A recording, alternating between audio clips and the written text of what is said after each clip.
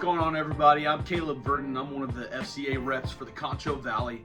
Hey, every week I put out a devotional for coaches and athletes in the area, and I'm excited that you're joining me today as we seek to engage, equip, and empower coaches and athletes for the gospel of Jesus Christ.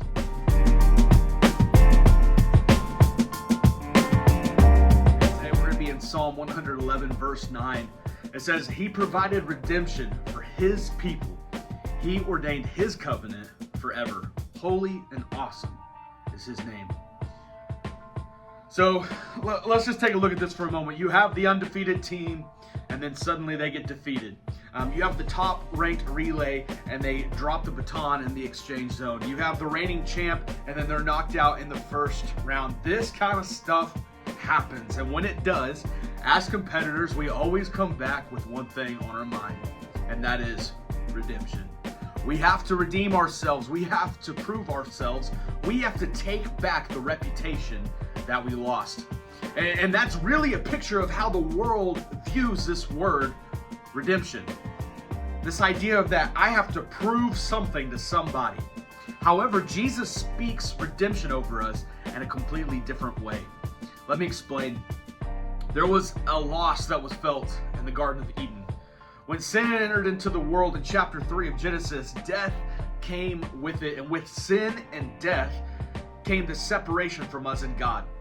And so, as humans, all throughout Scripture, you are going to see that we begin to strive for performance, to try to redeem ourselves, but performance was never enough.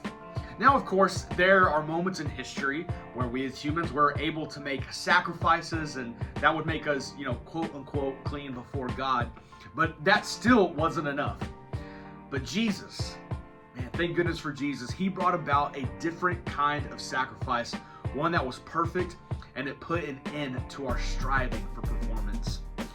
Here's how you can apply this. As coaches and athletes, we can compete now from a place of redemption, instead of competing towards redemption. When we can compete from a place of love and security, we can throw off the fear that taunts us. Jesus has placed His name on the back of your jersey. He has called you His own, and He has given you a new identity that's not based on wins or losses.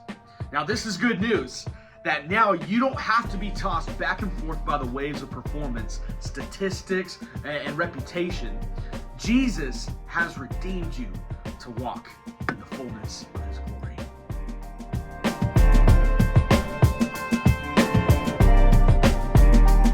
Hey, I want to say thank you for joining us today. If you'd like to get an FCA program started on your campus, or would like to get in contact of how you can help FCA in its mission in your community, you can find my email below, as well as a link to help give to our organization and continue to fuel what God is doing in the Concho Valley.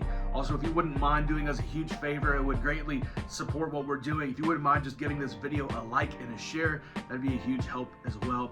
Thank you so much. Have a great week. Work hard, serve well, and honor up.